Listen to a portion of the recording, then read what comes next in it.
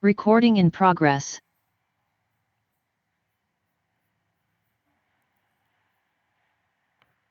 So the assignment was like create a class product which has a method calculate product and which takes two integer parameters and which computes the product of the numbers, and then we had to like overload the same method with double type of parameters, and then we needed to like create objects of those of that particular class and invoke both the methods. So let me just demonstrate that here. So we have a package overloading. So I've created a class called product, and then I'll create one method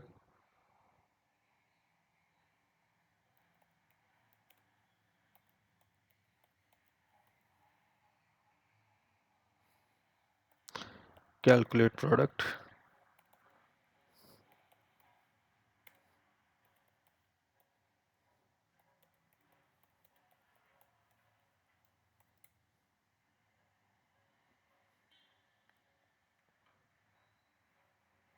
and we need to compute the product of both the numbers.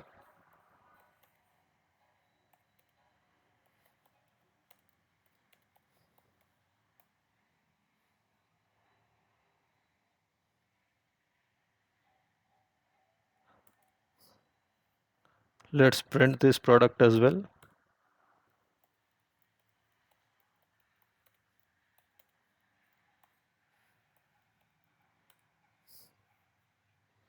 We need to again overload this method for double type of variables. So I'll create the same method.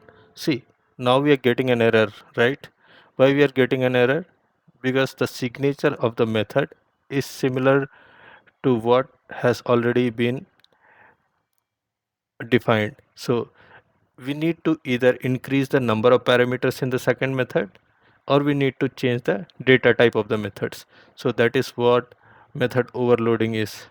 So what we'll do basically, we'll change the parameter data type, and now if we compute the product of two numbers, it would be also double. So see, we have a method of void return type. Void return type means this method will not return any value to me, and this is the name of the method, and these are the two parameters. We are taking two integer parameters, num1 and num2, and we are basically computing the product of both the numbers, and then we are printing out the product. Similarly, again, this is also the same overloaded method. See, this is a return type is actually void, so it does not return any value. This is the same name of method which we had already described, which we had already defined here, and it takes two double parameters. We are computing the product, and then we are printing out the product. So now we need to invoke both these overloaded methods. So what we'll basically do, we'll basically create the object. This is how we create the object. Class name, reference variable equal to new product, and product dot calculate product. So if we pass two integer variables, so it will invoke the method at line number 5. That is the first method, 3 comma 5. And again, let's run this program now.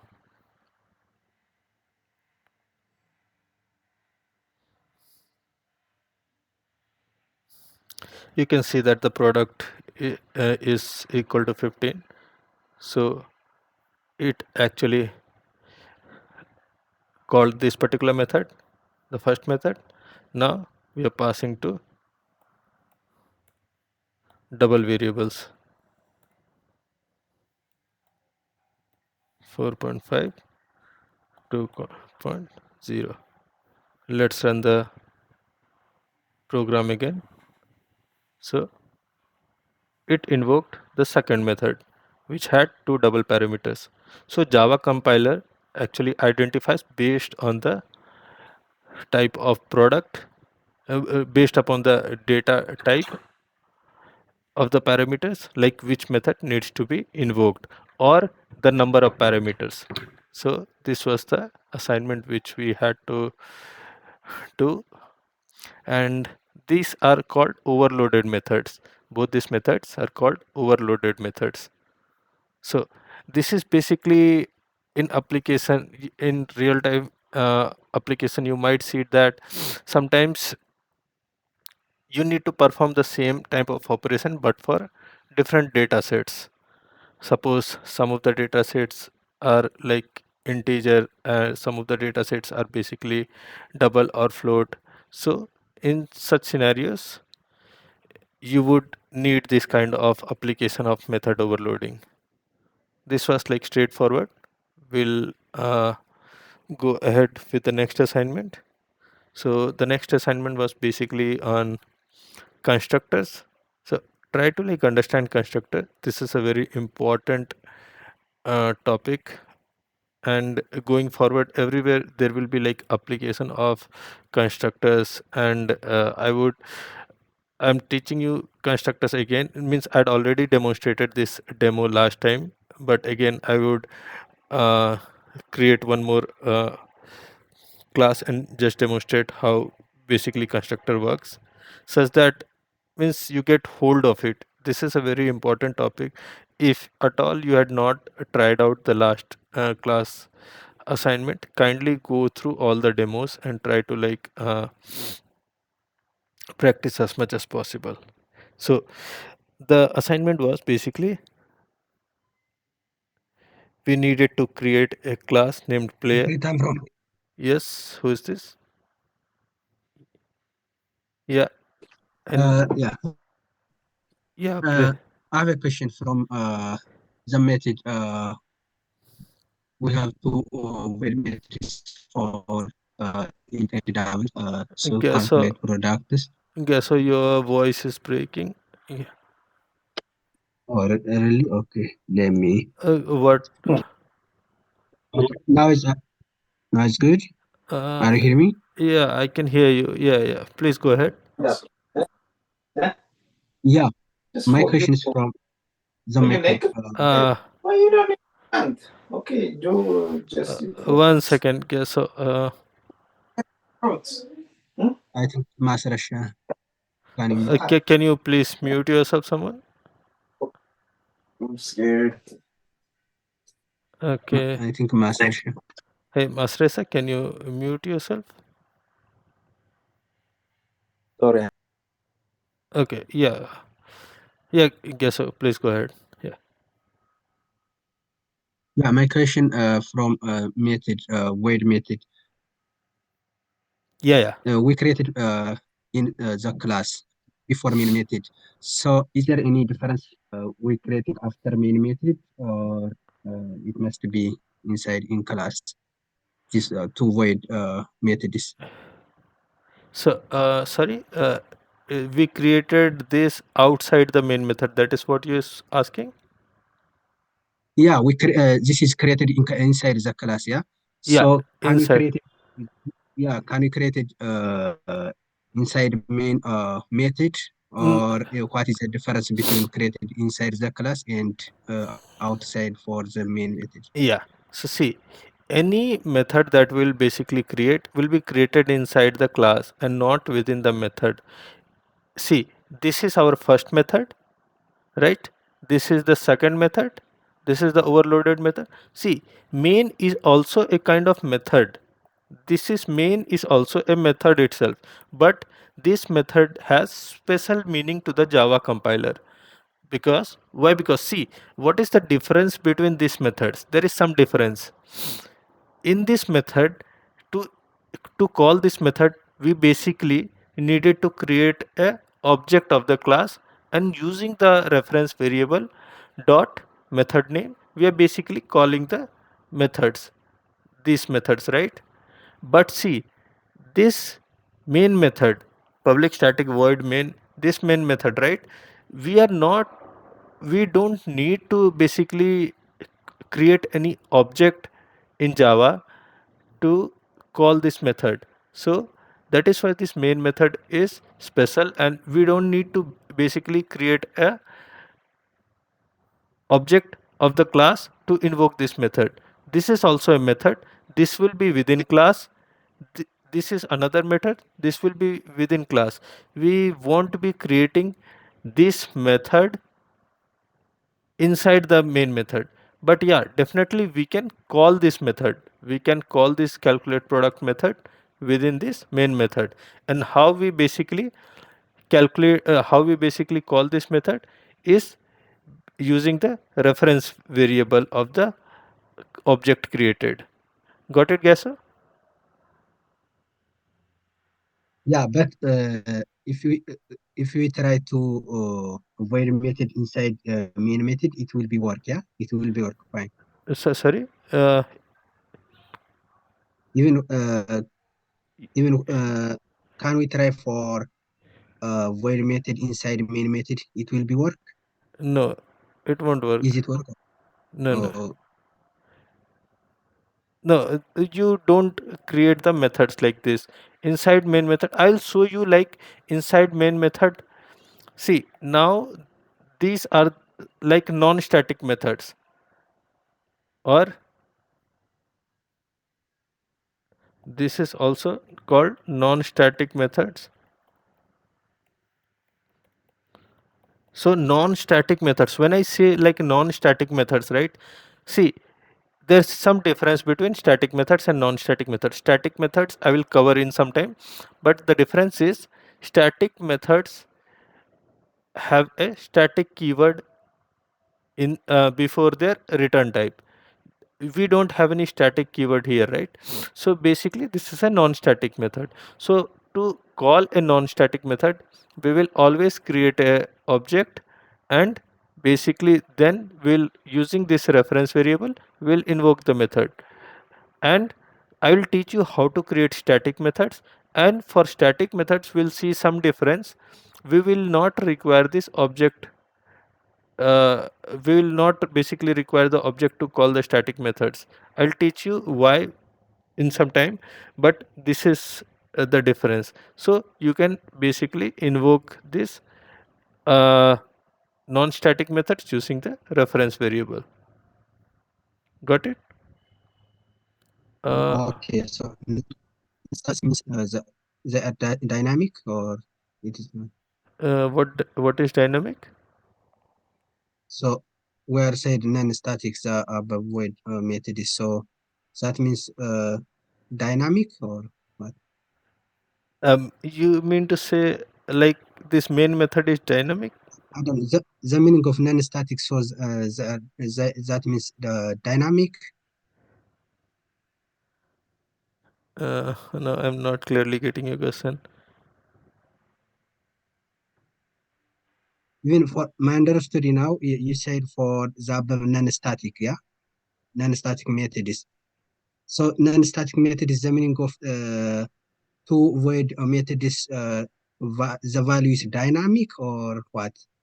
Yeah, see, these are both non-static methods, and non-static methods are basically, we don't like say static versus dynamic here in Java, Oh, but okay, okay, okay, but okay. say it's not like static is something at rest and dynamic like something. But yes, see, there is some difference.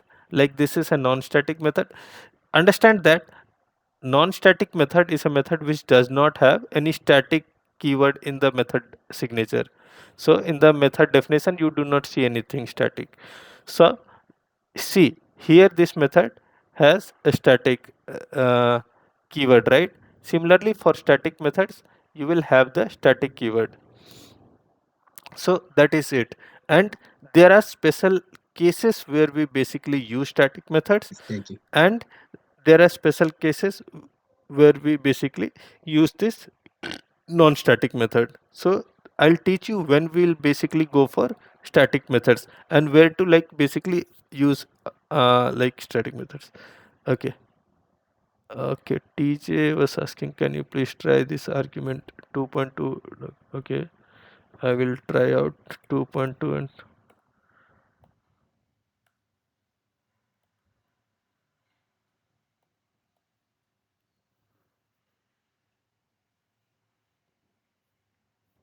yeah.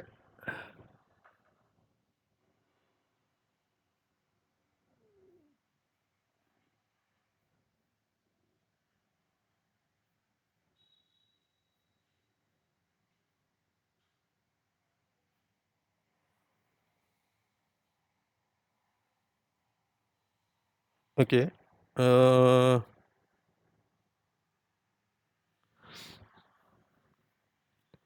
why I'm getting this extra points 4.84000, and one more question, why we need double product is equal to A into B. Okay. Okay, double is precise. Okay, 1 second.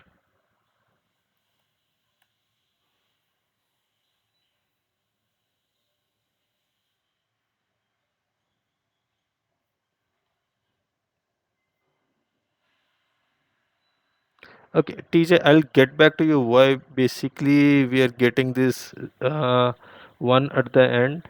Uh, okay, 4.84 is what you were expecting, and this might be due to certain precisions, but I'll get back to you on this one. And one more question, why we need double product equal to A into B? So a product we basically compute like A into B, right? Means you have two numbers and then you compute number one into number two.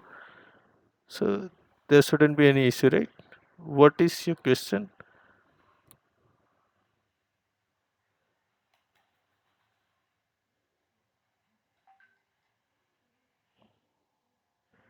So this is a simple product like number one into number two, or like A into B. If you have two numbers, just compute the product and print out. So that is it. So this was a simple example of method overloading. You understood method overloading, right? Either you can have the same definition, and what you can basically do, you can increase the number of arguments or change the number of parameters, change the data change the number of parameters or change the data type of parameters, and based upon what parameters you are passing, Java compiler will identify and call the respective methods.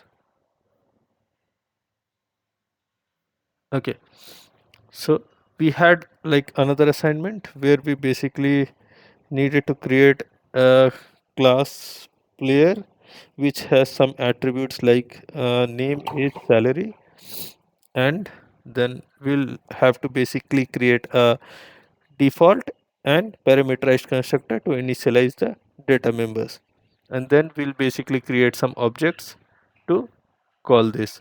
So I'll create a class player, and basically we need attributes like name, age, salary. So what will be the data type of name? Name will be basically string, so it would be string. Then age, so age can be double or integer based upon, let's take age, and then we had something called salary, private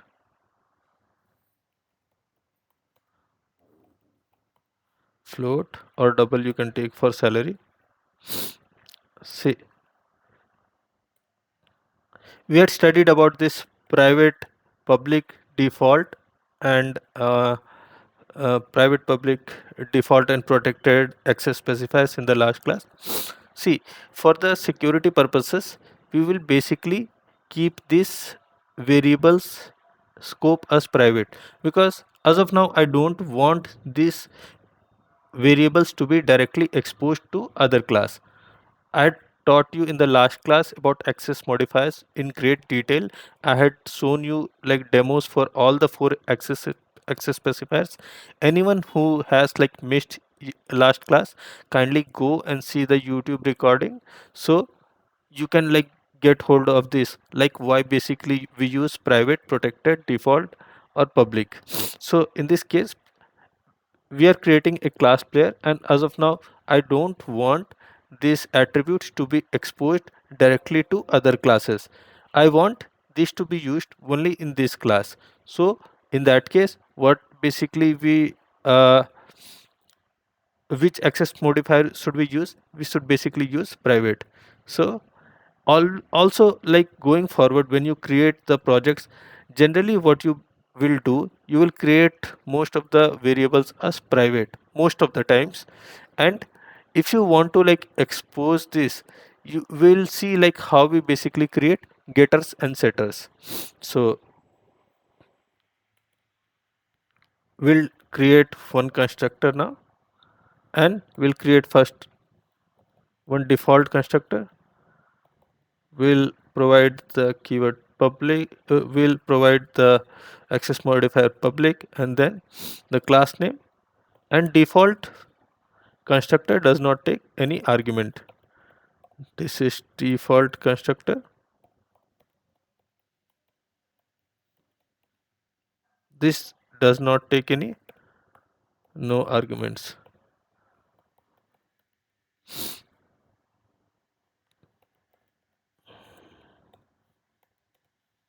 We'll assign some name here.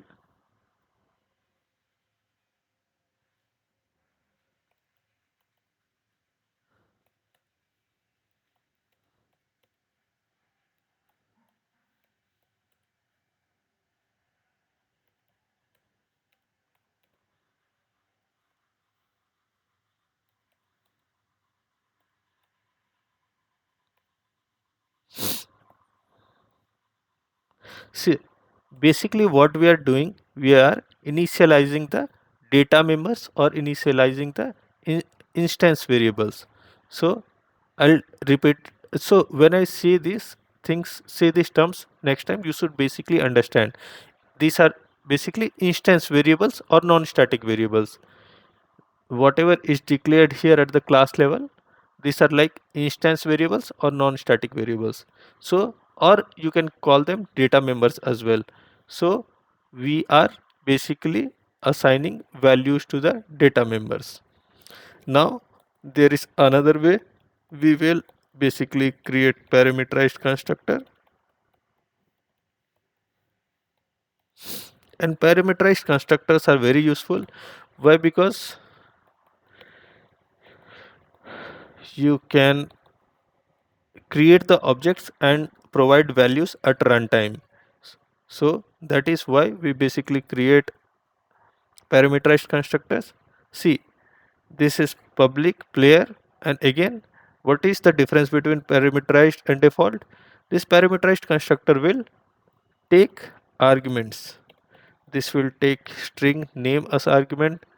This will take string age, sorry, double age, and float salary. Now we'll do a this dot name,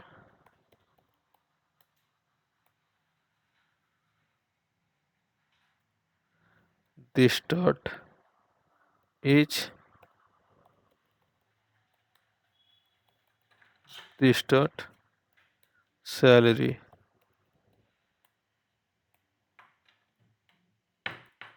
Now we'll basically create a main method, and when I create an objects and don't provide any value, so which constructor will it call?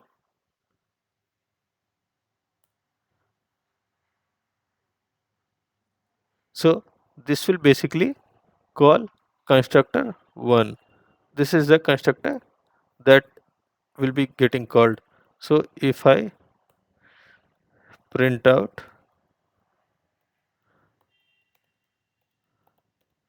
player name,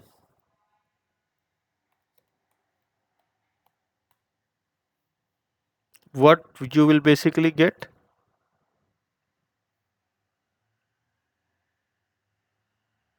You'll get player name KT, because this constructor, this does, we are not passing any parameters over here, right? So when we don't pass any parameters, the default constructor will be called.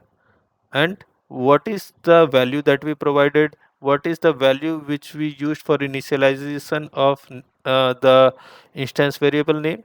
We provided a value of KT. So this constructor is getting called and the string name has a value of KT. So when I do like reference variable dot name, it will give me this value. Now next, what I will do, I will pass some values.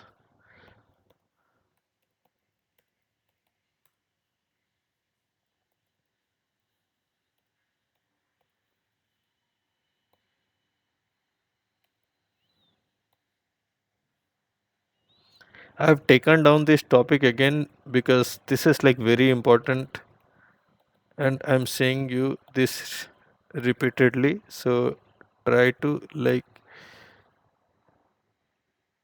practice this as much as possible. We'll again print p2.name. So this time you'll get player name Robert. Why? Because we created another object, we passed some parameters, and see, the order of the parameters should be same, because the first parameter is expected to be a string, the second parameter is expected to be a double, so I have passed a double, and the third parameter is expected to be a float. So basically we need to pass a float. Can anyone tell me, like, this is double, but I have just passed an integer, it is still not throwing me an error? Why? You see this, right? This is an integer, I have not given dot zero, but my data type expected was double. Can you let me know like why this is not throwing me any a compile time error? Anyone?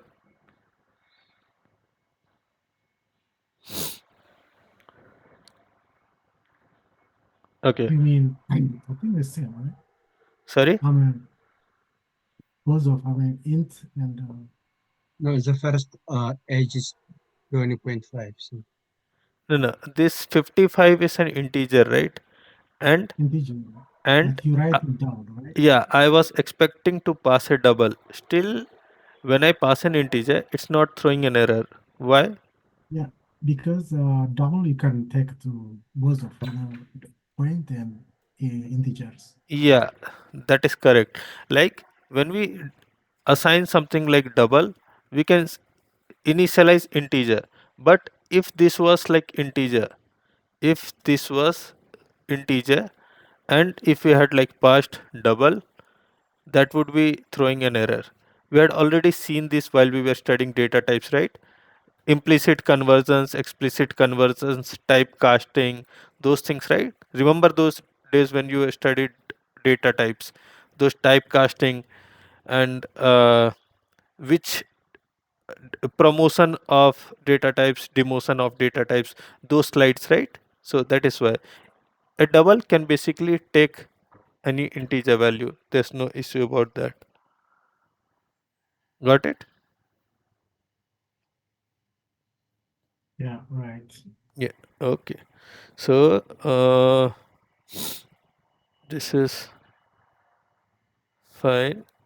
Okay. So we had covered these constructors. So let's get ahead with the next concept.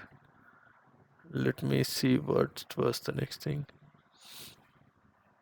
We had covered method overloading, we had covered constructors, and next is init blocks. Okay. init blocks constructors. Okay, so init blocks is basically a initialization block, and this will be a block of statements that appears within the class declaration outside of any member or constructor declaration, and which initializes the field of the object. It is executed as if it were placed at the beginning of every constructor in the class, with multiple blocks executed in the order they appear in the class. In practice, initialization blocks tend to be used for non-trivial initialization when constructor arguments are not needed and there is a reason not to be provided an argument constructor. So, what this basically means? This means that these init blocks are also used for initialization of data members. So, what was the role of constructors? Constructors were also used for initializing the data members. Suppose we have created some instance variables. We created some instance variables, right? Like name, age, salary. So this needs to be initialized. This needs to be provided with some values. So we created constructors, we created a default constructor, we provided some values, and then we created parameterized constructors and provided some values. But why basically we need initialization block is initialization blocks will basically be needed sometimes when we don't need to create a constructor, when we basically don't feel the need to provide a no argument constructor. So there will be use cases when you will be basically having multiple blocks to initialize. So you can create any number of initialization blocks, and those initialization blocks will be simply like with some curly braces. You will just provide some initialization of instance variables, so that will be init blocks. And you can create a number of init blocks, and the order of execution will be in the order that they created. Suppose you have like 4 init blocks. I'll show you, like when I take the demo example, right? I'll show you like what I mean by those. But the order of those init blocks will be the order in which they are created. So whatever initialization block is in the code first, that will be executed first, and then whatever is in the second block, that will be executed next. So I will show you this with a demo. I'm creating a package.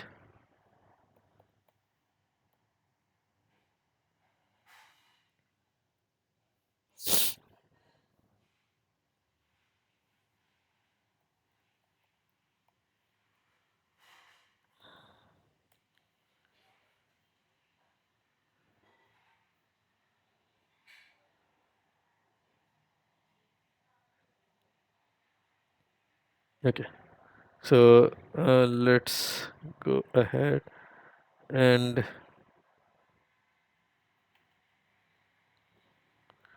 create a class called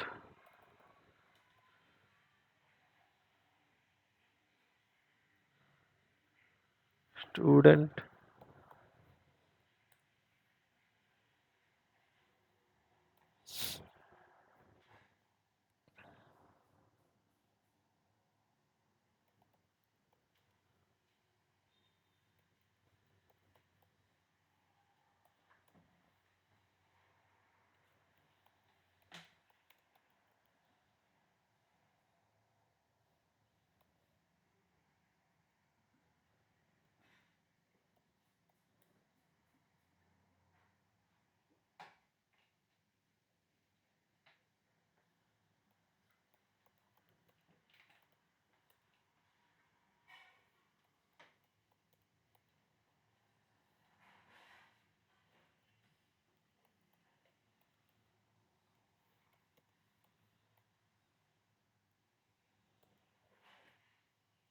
See, remember earlier we used to create a constructor to initialize something.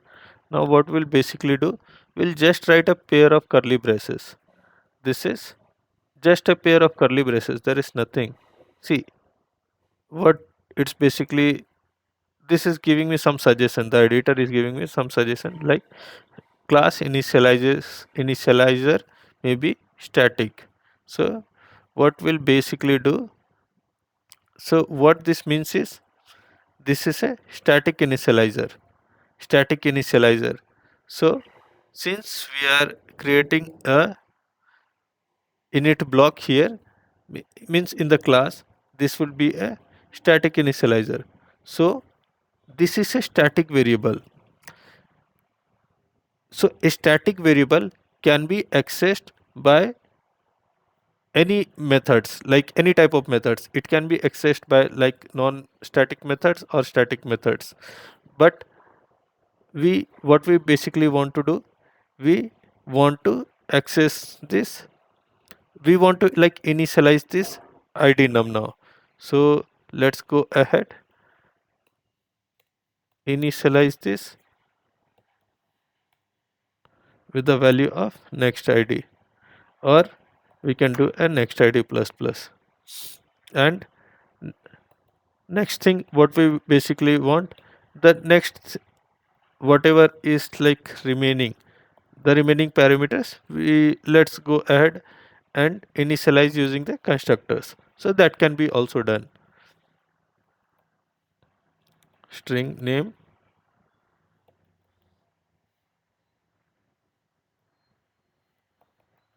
this dot name equal to name. Let's go ahead and create a main method.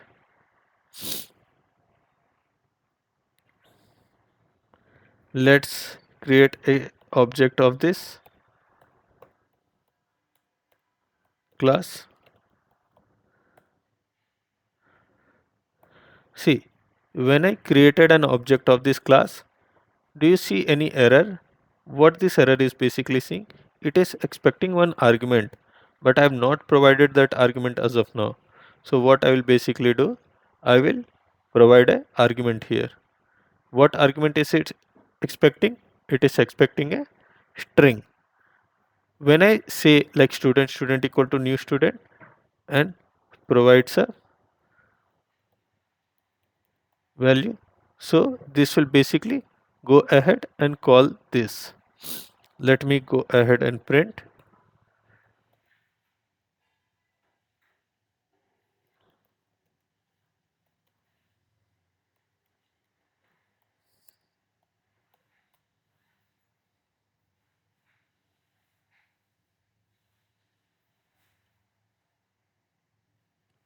Okay, see, name is Andrew. Now let me go ahead and print id.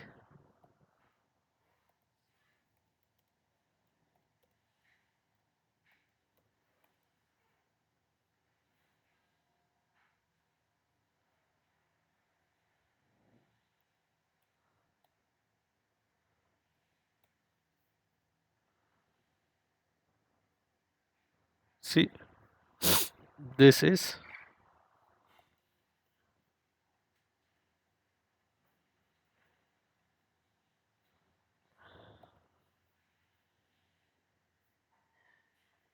this is also getting initialized, right?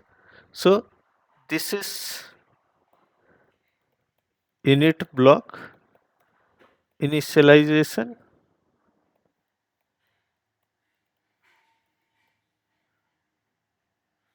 and this is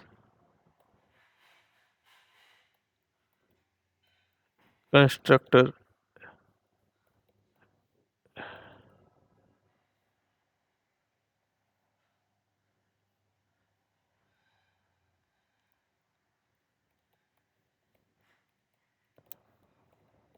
initialization through constructors. So this way also you can initialize. See, this is one init block where we just provided a pair of curly brace and we initialized this particular instance variable or non-static variable or data member, and again we created an parameterized constructor and we initialized name. So this can be also done. So to when an init block is created, now uh, you don't need an object to again initialize. You have like initialized it here itself. So when you access it using a object, right, you will get the value student dot id num. Why? Because you have already executed this init, you have already initialized this init block. One more thing, like you can have like number of init blocks. You can have a number of init blocks, like you can again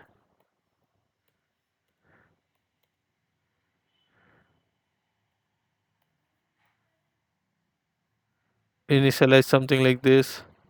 So when you try to run this, see what happened. We had initialized this value to 1 at this line number 10, right?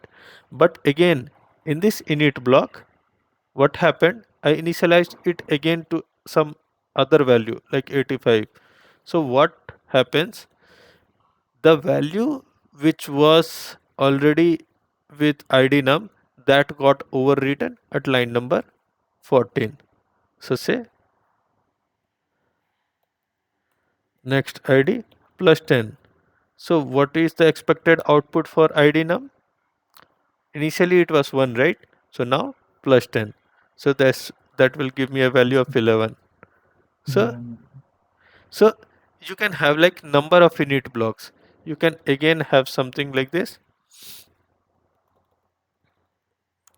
So what happens now, id num will be again overwritten.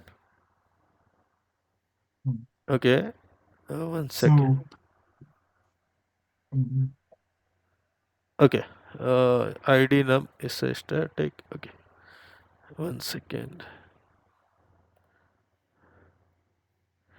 id num, this was like giving me a value of 11, right?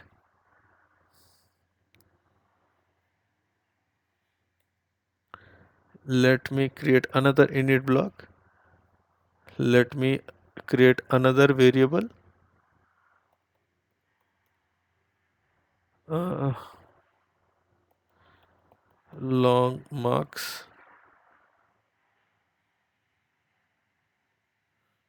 or integer marks.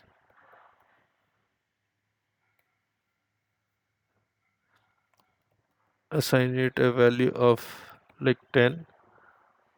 Now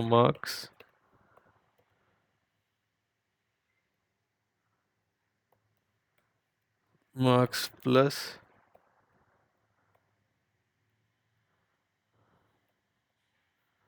20.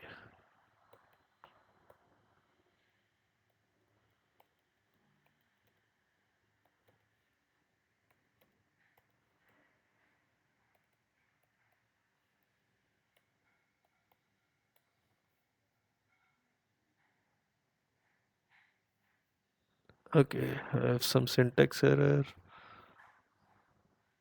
So the initial value was like assigned to 10, and then I have incremented the value with 20. So the expected marks is like 30.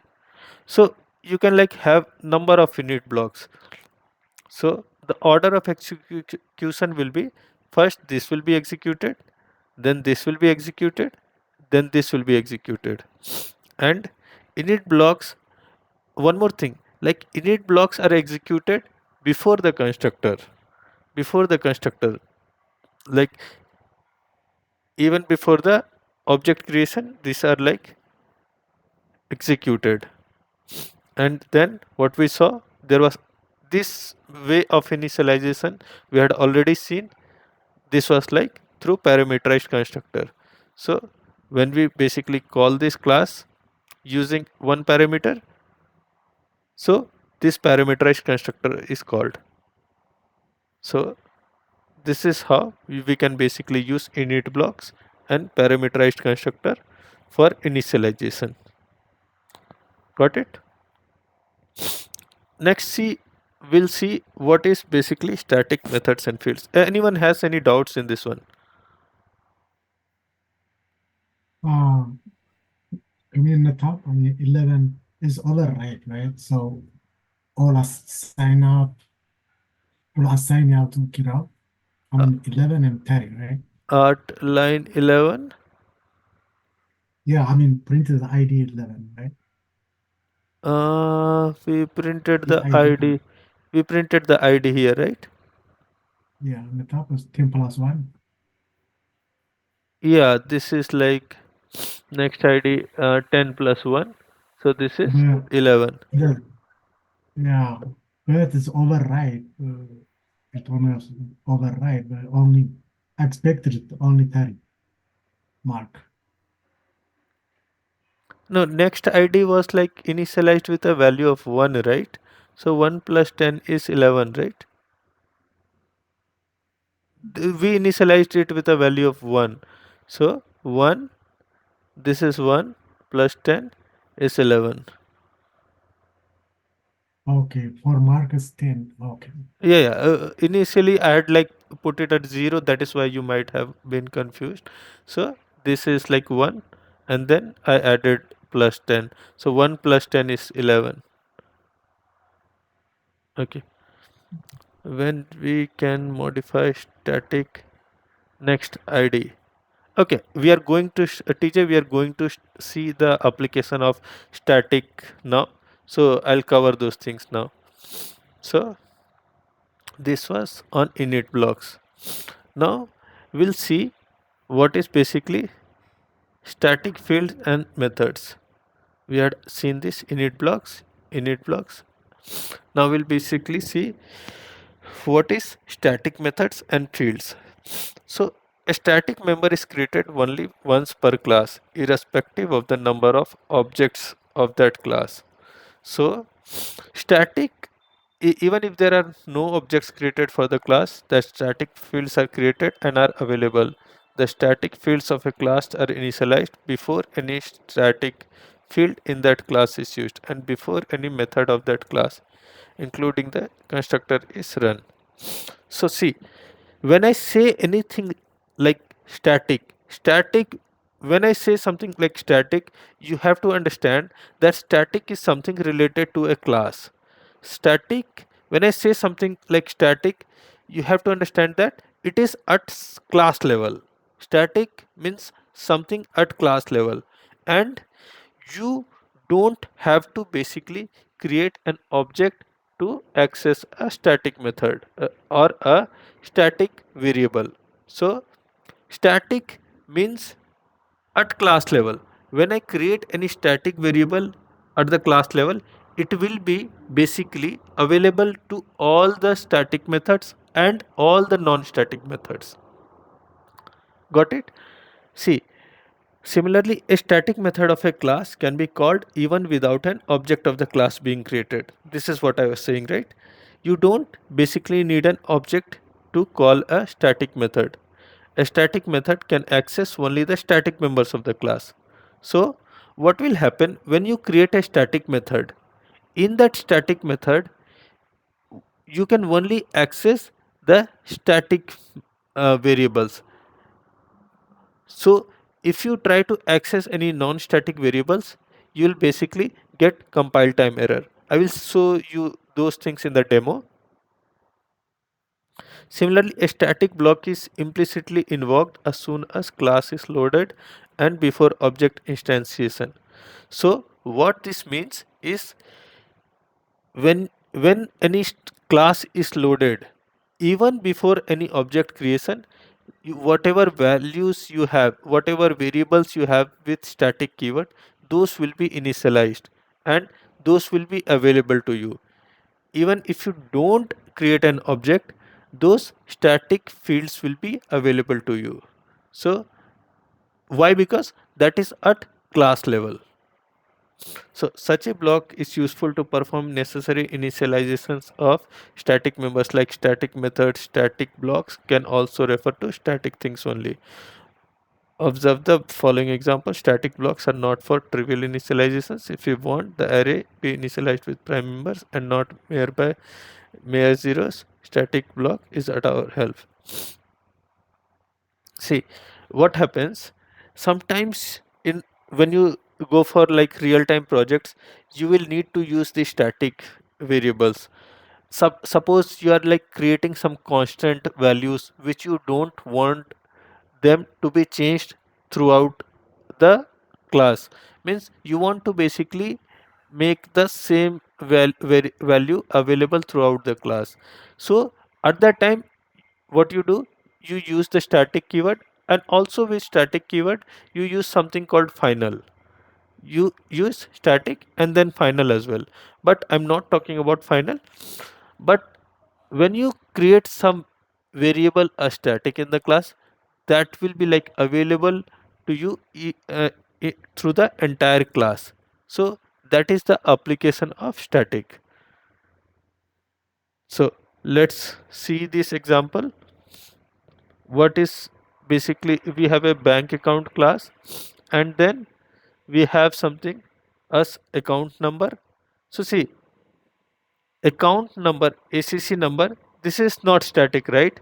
Because we do not have any static keyword in front of this. Then we have something like float current balance. So this is non-static. Non-static means which does not have a static keyword before the data type. Now public static int id num equal to 1000. So we have initialized a static variable to id num to 1000. Now what we are basically doing, we are creating a constructor. So public bank account, this is a constructor, right? Remember this is which type of constructor is this one? Public bank account is which type of constructor? Is it like default constructor or a parameterized constructor?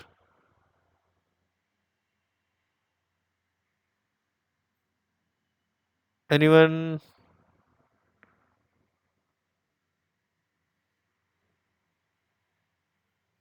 Which type of constructor is this? Public bank account.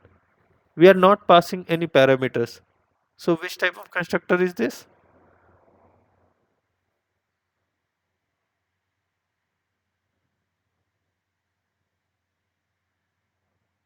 Yes. Yes, TJ, that is correct. This is a default constructor. And why? Because we are not passing any parameters over here. So this is a default constructor. This is like straightforward, right? We are not passing any parameters in this. So this is a default constructor.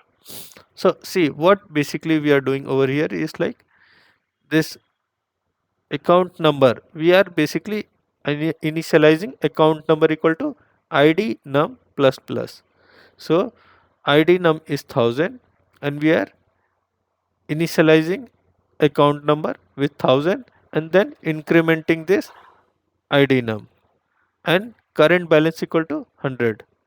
So public static int get id num. What do you expect the value of id num will be? I'll show you. Let's create this example. We'll see.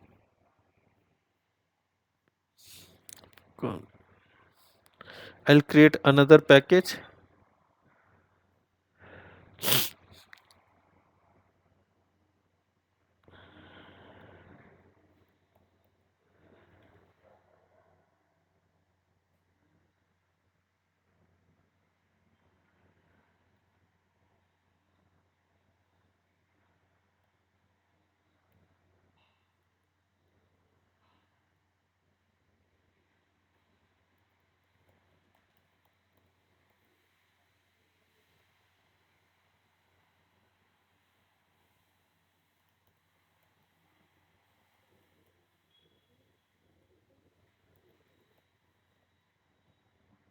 Yes.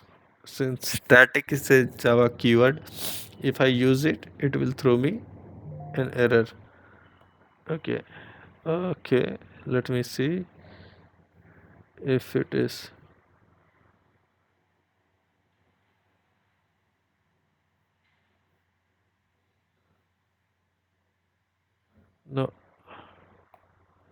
I will delete this.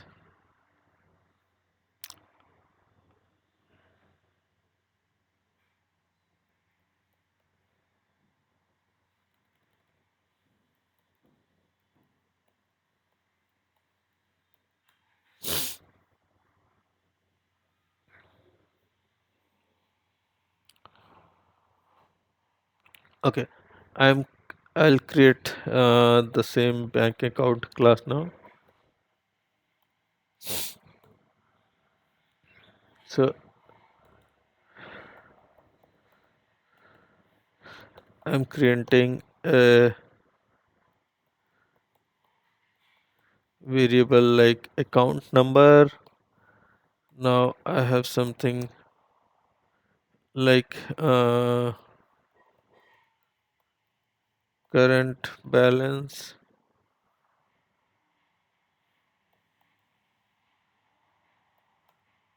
and now what I'm doing, I am creating a ID. An ID I'm assigning to, suppose set 10. This is a static keyword, right? Remember, this is static variable.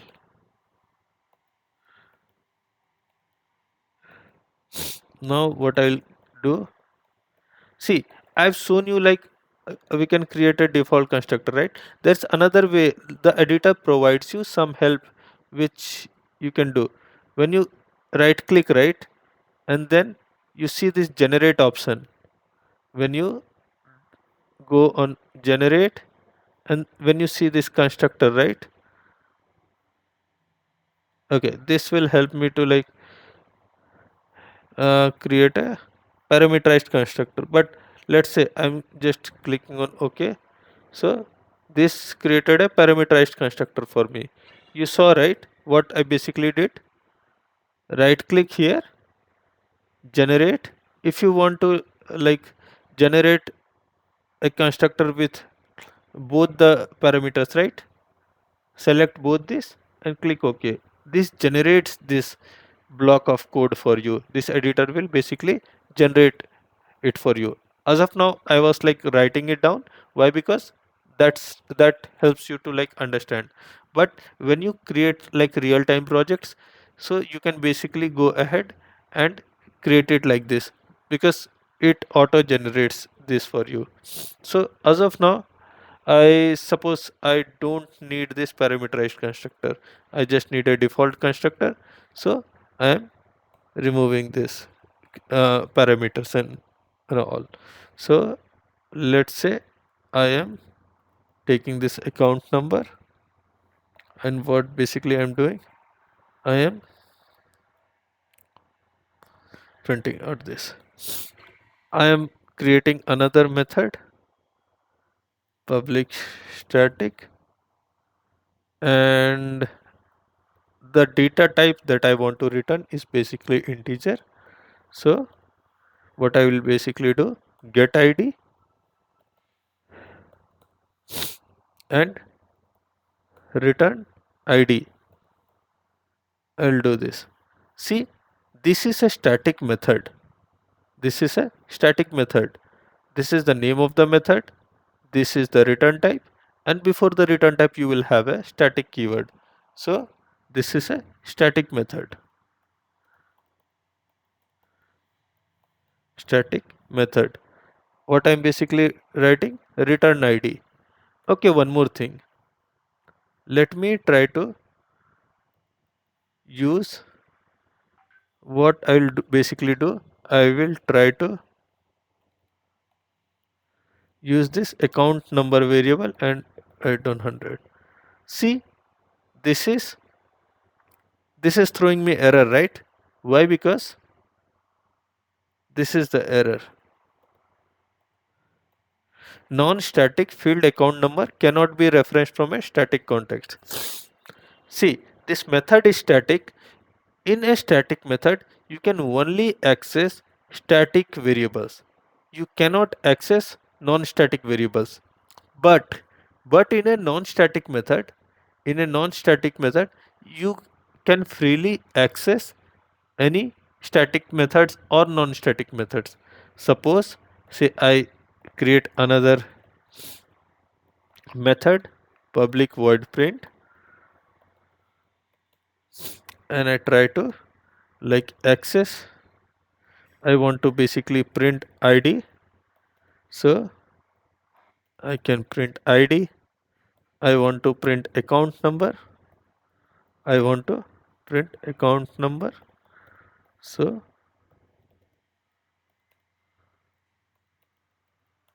account number. So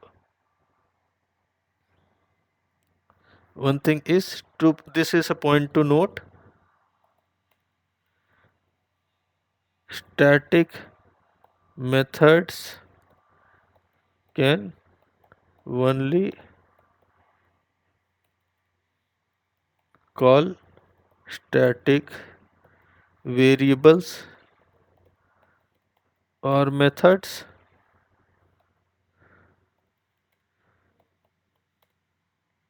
but non-static methods can call both static or non-static variables or methods.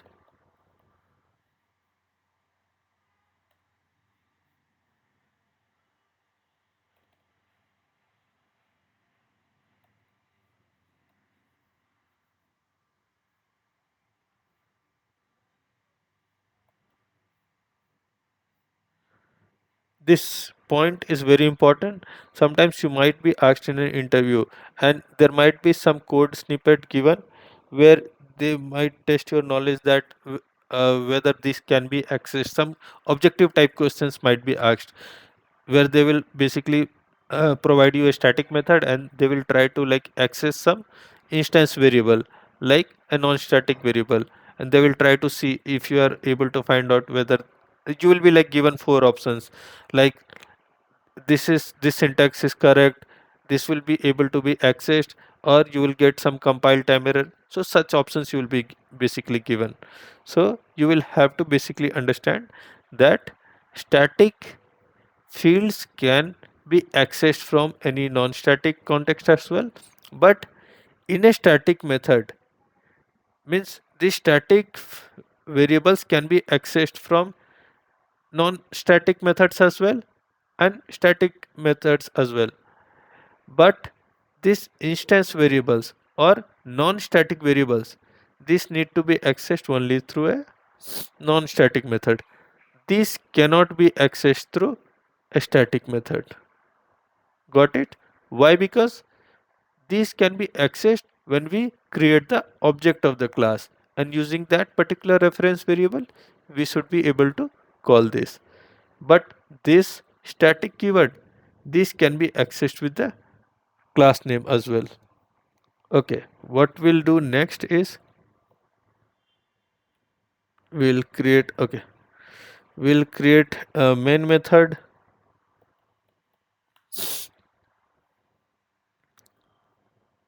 We'll create a main method and we'll create the bank account class object.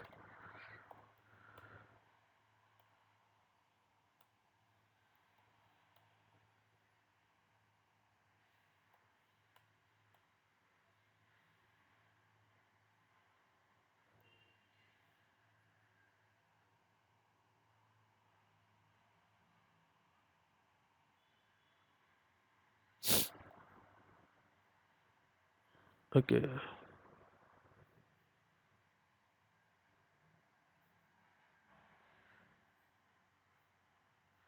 bank account dot print.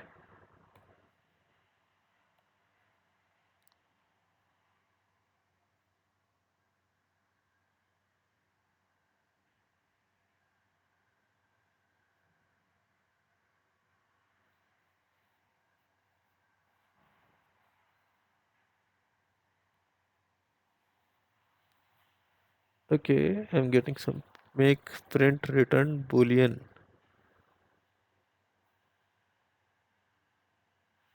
Okay, why is this?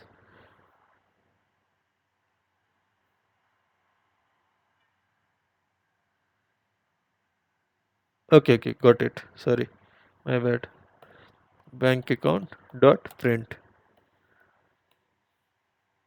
Yeah, so we are creating the object, and through object what we'll basically do, we will call this print method. See, this is non-static method, so non-static method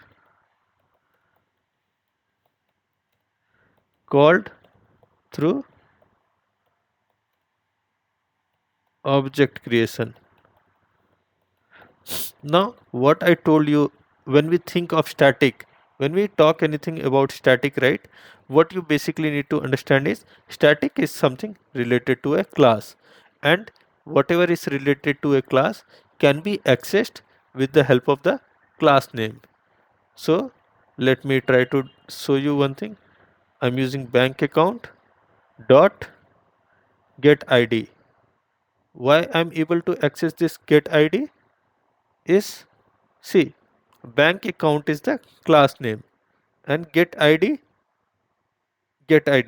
So let me try to do one more thing. When I write bank account dot print, this throws me an error, right? This throws me an error. Why?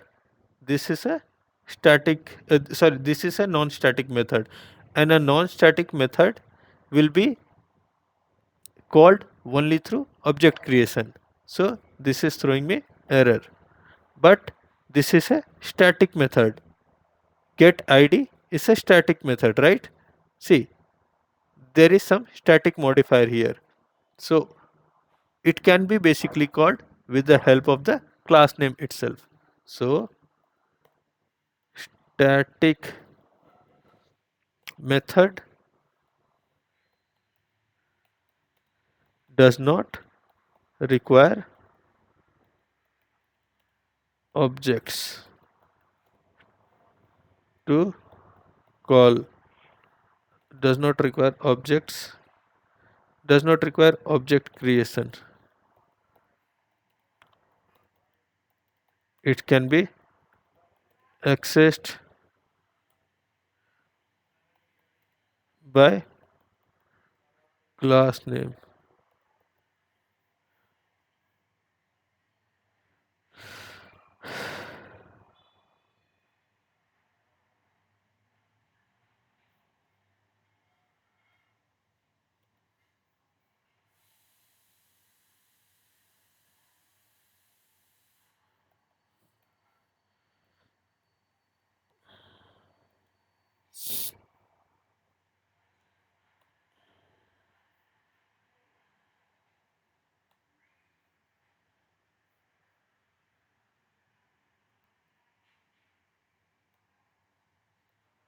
Static method does not require object creation. It can be accessed by class name.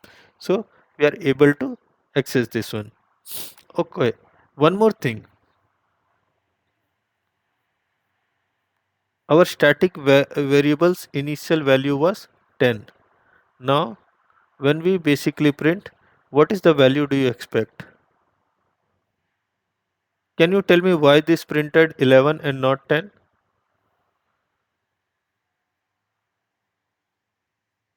ID is incremental ID plus plus. Yes. At line number 10 in this constructor, what we are basically doing, we are incrementing this id, right? Id plus plus. So that's why it's basically printing me 11. So see this class. We saw multiple things in this class. This is a non-static variable. Non-static variable. And this is also a non-static variable. And this is a static variable. And what we basically did, this is our constructor. This is our constructor. So we are initializing one of our non-static variables. So account number is equal to id plus plus. So okay, what is the value of account number if I print it? Will it be 10 or will it be 11?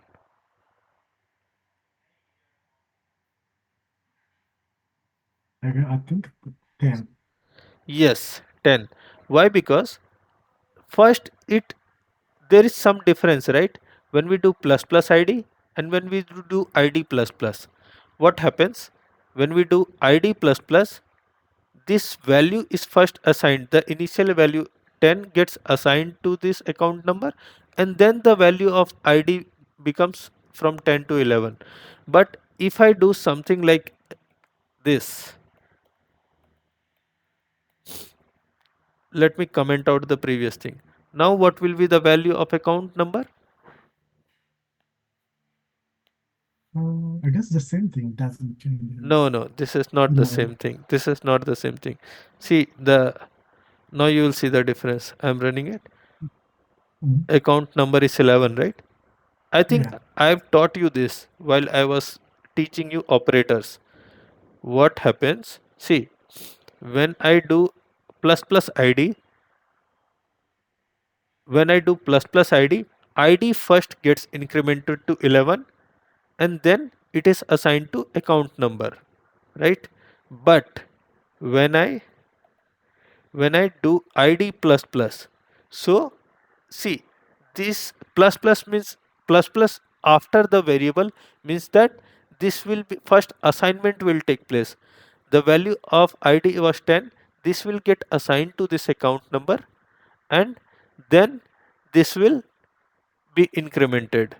So this is called, I will write down in the documentation, postfix increment first assignment and then increment, and this is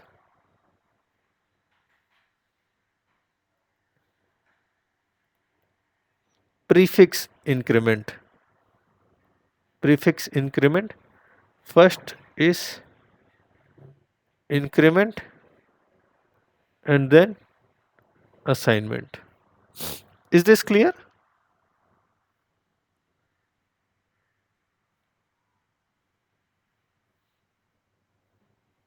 Hello? Yeah, that one is.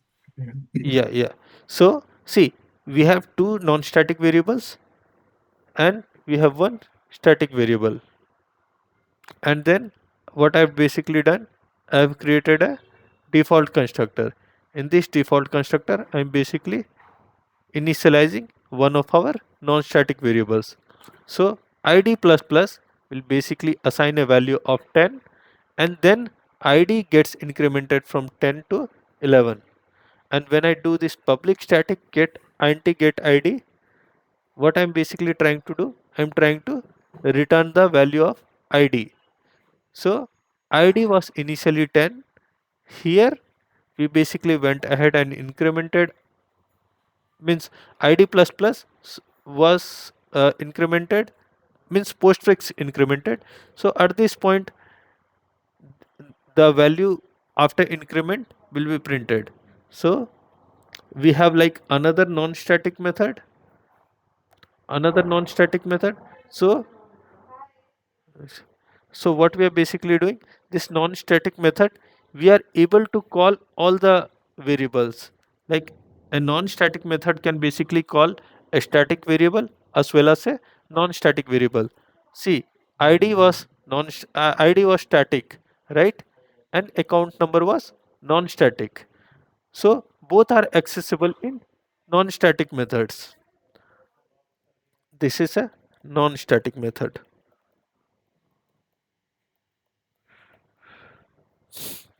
And but here, right, in the static method when we tried to access this account number, we were getting error. Why?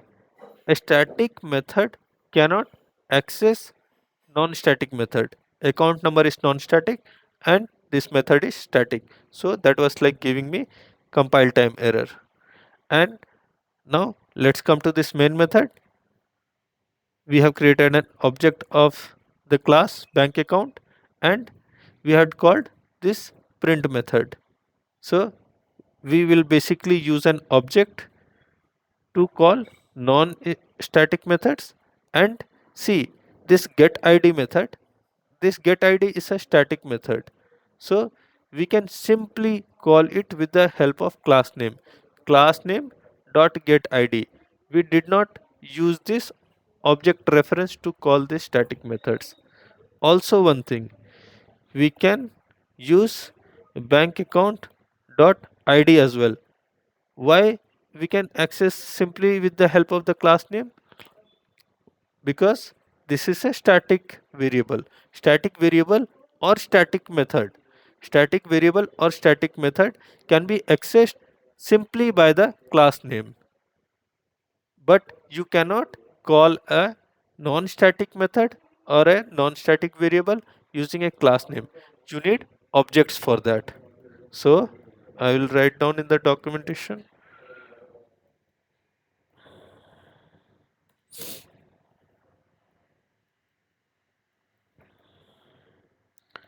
Static methods or variables can be accessed by class name, but non-static variables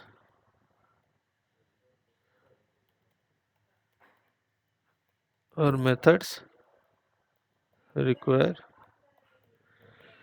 object creation. Is this clear?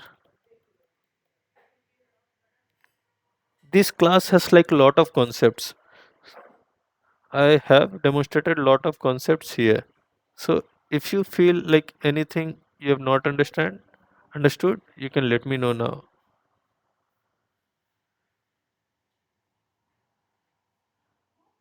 Just go through this program once and try to see if you have like any doubts.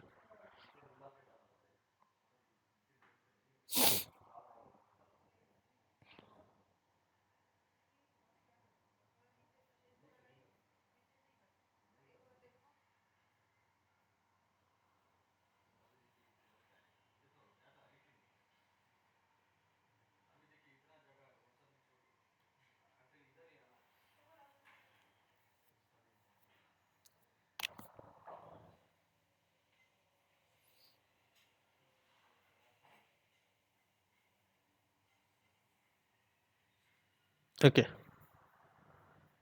Rita, Yeah. sorry, still I have a little bit confusion, non-static and static. Okay. Yeah. What is the confusion, Gesa? Uh, Non-static and static. Okay. What Oh, when we say non-static and static? okay. I'll again explain. See, one thing is, when I say something like static, it means that static means something related to a class. Remember this. When I say something is static, a variable is static, a method is static, that means it is attached to a class. Think of this. And when I say non-static, non-static means that has something to do with the class object. So you understand this, right? Class object can be created something like this. Yes, yes, This you're clear, right? So yes. when I say something as non-static, see, non-static variable does not have any static keyword here, right? But a static variable will have a static keyword. Private static data type variable name is equal to some value. But a non-static variable does not have a static keyword here. This is clear?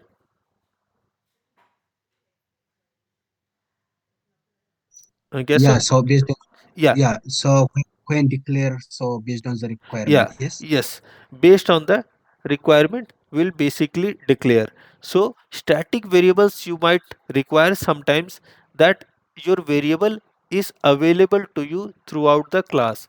Your variable is available to you throughout the class, and you have simply declared some static variables which you want to use throughout the class. So you can like create a static variable in that case. Now see, these static variables or static methods can be called by any static method and also non-static method.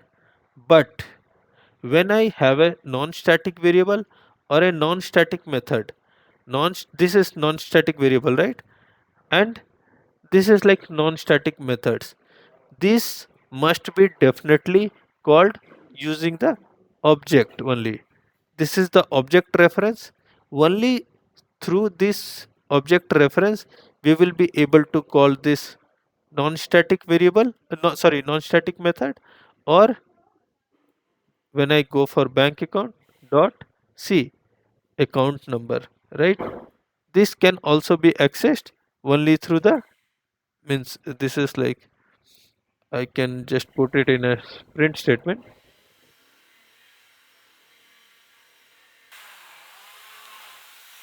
So bank account dot account number. So this account number is a non-static variable. So this must be accessed using the object reference variable. Is it clear now, Gaso? Or if you Yes, have, if you still have yes. any doubts, you can ask, because these are like very important concepts. Anyone else has any questions about this?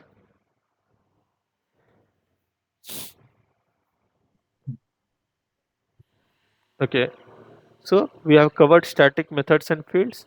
And see, this is main method. So we have been like widely using main method ever since we started seeing the demo examples. So we are like we have created these main methods until now, right? See, to run a Java program, you need to specify the name of a Java class that drives the application. So when you run a Java program, the system locates and runs the main method of that class. The main method must be public, static, and void. It returns nothing. So void means no return value, right?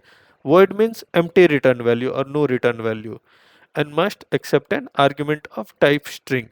See, when we create a public static void main method, right, we will always pass this string variables, string arguments here, like string opening closing brackets and with this args.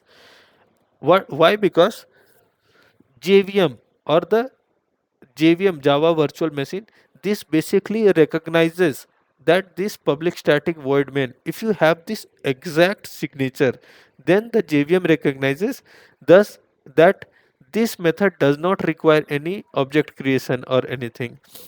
So whenever your class is loaded, basically this main method will be loaded. So each class in an application can have its own main method. However, only one main is used at a time because you supply the name of the same class to run. This provides a convenient way to include hooks for unit testing individual classes. So, see, whenever we create a main method, public static void main, why is it static? Because we do not require an object to call these static methods.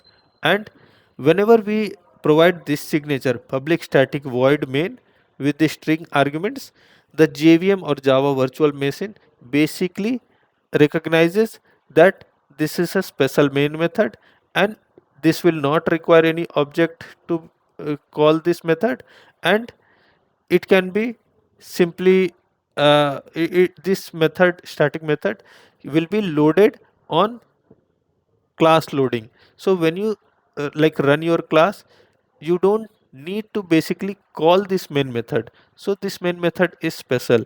You don't, do you see that, ha- have you any time like call this main method? No, right? We are not calling this dot main anywhere, but this gets executed, right? this main method always gets executed. We have suppose this is like print method, or this is like get id. We are calling this method, right? See, static method we are calling with the help of class name bank account dot get id. Then again this method as well, like print method, we are basically calling like bank account, means with the help of reference variable dot print we will call this. But this main method does not need to be called. This gets called automatically by the Java virtual machine when this particular syntax is encountered. So this main method is special.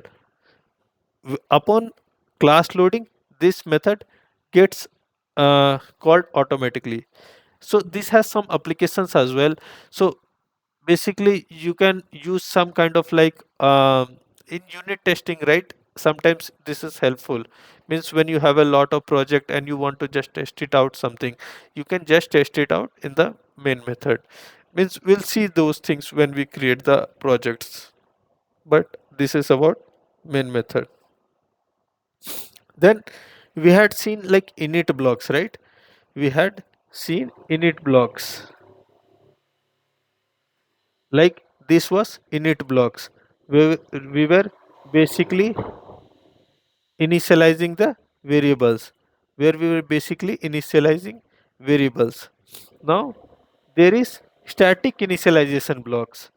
Static initialization blocks, this is like similar to init blocks only, but there will be slight difference.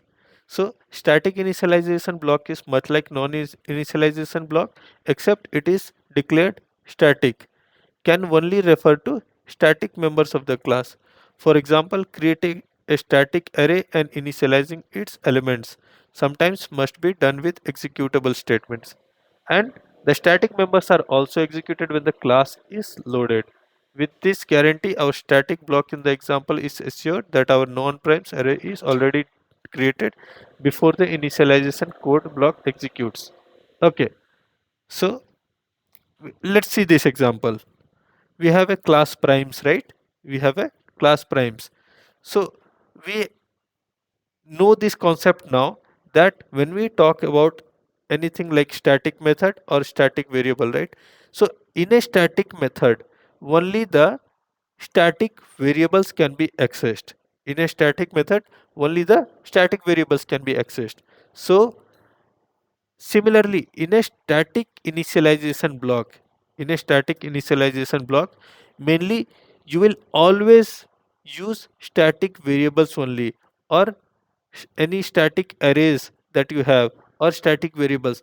Only those you will use to initialize in static initialization blocks. So see, at in this example, there's a known primes array, right? We have created an array, integer type array, and the size of that array is 4. You all people recognize this syntax, right? This is creation of an array, right? Int square brackets, then variable equal to new int 4. So this is how we declared array in that class, right? When we demonstrated the example of arrays. So this is static initialization of an array. So see what basically it is doing. At index 0, we are basically assigning a value of 2, and we are doing this in a static block. So in static block, we are basically initializing our static variables or static arrays. So in an init block, we already have a package, right? So let's static initializer. So let's create some private static int num equal to 0, and we were used to have this init blocks, right? So we will just include a static variable before this. So static. So now this is static initializing blocks. This is our static initialization block, and we can basically, let's say we did not initialize some value here, we will initialize the value here. So we have provided some value to our static value, and now if you want to print this, how will you print this? Let's try this. 0. Okay, now if I put it this 10, this is 10, right? So this way we can do. This is a static variable, and we had initialized this value in a static block. So this is similar to the init blocks that we saw that had just curly braces, but those blocks will be, these blocks we will basically use init block initialization. So used for initializing non-static data members or variables, but static initializer block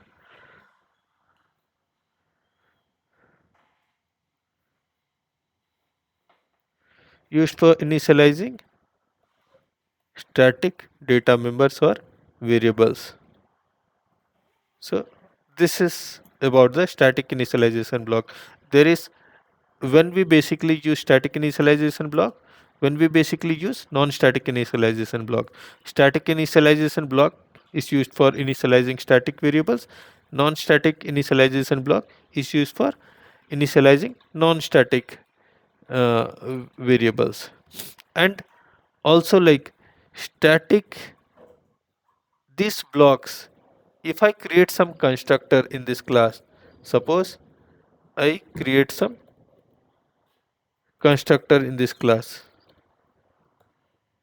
and I have a static initialization block. So which will be executed first? This static initialization block will be executed first, and then this object creation will be done. So this static block is basically loaded upon class loading. So this gets executed first, and only then the object creation is done. Now let's see another thing. This is a simple example like variable arguments.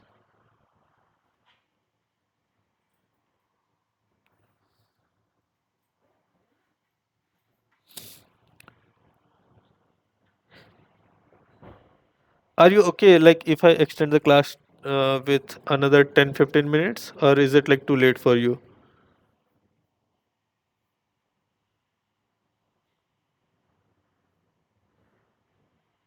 Okay, we'll extend the class for like 10-15 minutes. See, this is where args. Where args means variable arguments. So see, this is the example. Means we can like provide some variable arguments. Suppose we want some variable to like hold some multiple values.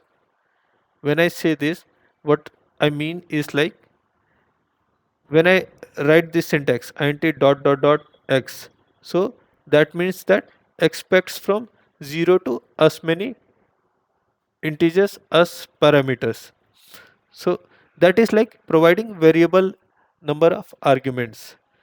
So also one thing, when I provide some variable that expects variable number of parameters, that means that that must be the last parameter in that method. So see, there are some legal definitions, there are some illegal definitions. Why? Because see, void do stuff. Void do stuff is basically anti dot dot dot x expects from 0 to many integers as parameters. Now when I see void do stuff 2 char c integer dot x, see, first parameter is character. First parameter is character. This will expect only one character value. Then this int dot x, this can have like multiple values. I will just create some package where args.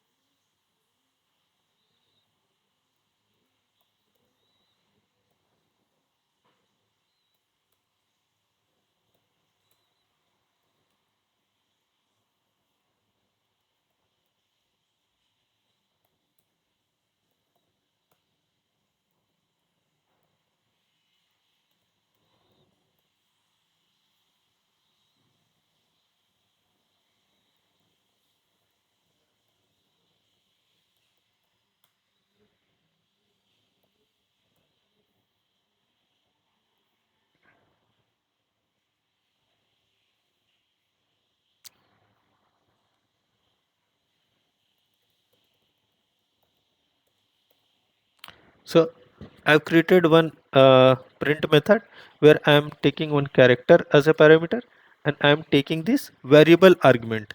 So variable argument means when I say dot, so you can like pass zero parameter only, or you can pass one, you can pass two, or you can pass any number of parameters. So that is what it means by variable parameters. So let me create one object of this, and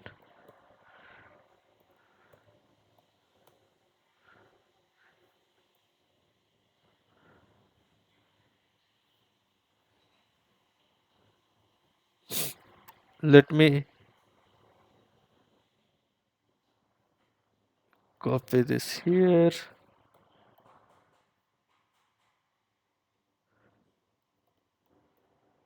Char x equal to this one.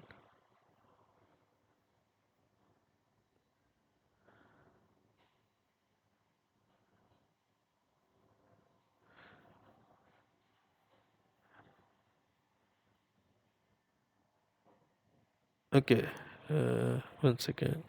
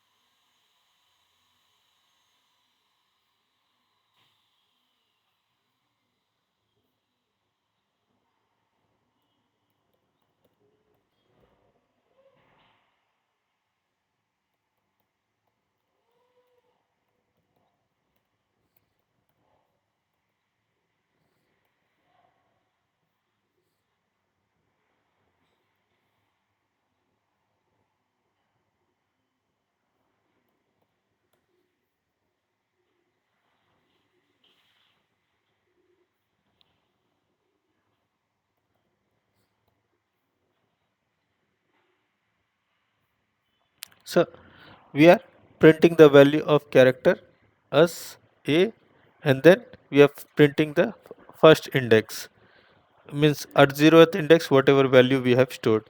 So at 0th index we are basically storing 1. So this is like simple example, like this print method can take this character as an input and then any variable number of arguments. So variable number of arguments you can basically pass using array as well, right? So this is like passing an array. So let's try to see other example, like void print variable arguments. Let's try to now reverse this. Let's try to now reverse the order.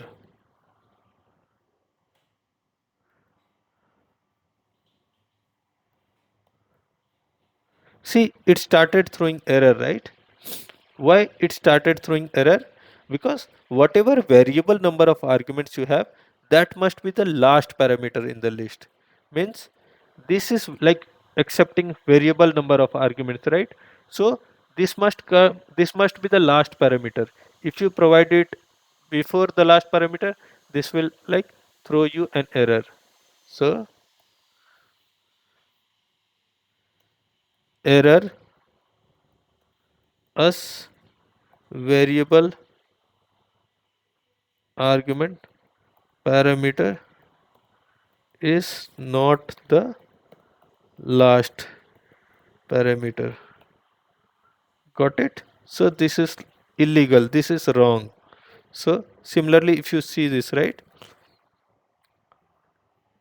illegal 1 second do stuff, what they are basically doing, they are providing the variable arguments in the first and the second as well, but this variable argument must be always the last parameter only.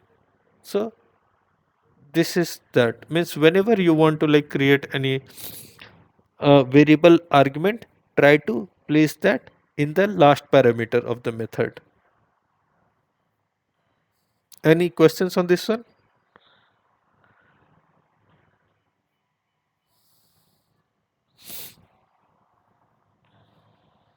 Okay, so this is this is like enhanced for loop. This we have already seen. Using enhanced for loop we were trying to print an array as well, right? So similarly you can print this variable arguments as well using this syntax for anti x colon v. So we had also printed an array using this syntax. This is enhanced for loop, so you can use this syntax. And see, this is static void test. This is a static method, right? So static method can be directly called in a static method. You do not need an object uh, to call this static method. So this is one static method, public void static void test. This can easily be called like this. This can be easily called like this using test, using the method name and then providing the parameters. So static methods do not require object name. Uh, Static methods do not require object creation to call them. Okay, we'll see the next topics in the next class. So that will be it for today. We'll start from garbage collection and then there are like few topics left. So mostly this classes and objects will be done tomorrow, and then we'll also start uh, some next topic like extending classes and inheritance. Inheritance is also like a very important concept, so we'll see that tomorrow. Do you all have any questions from today's class?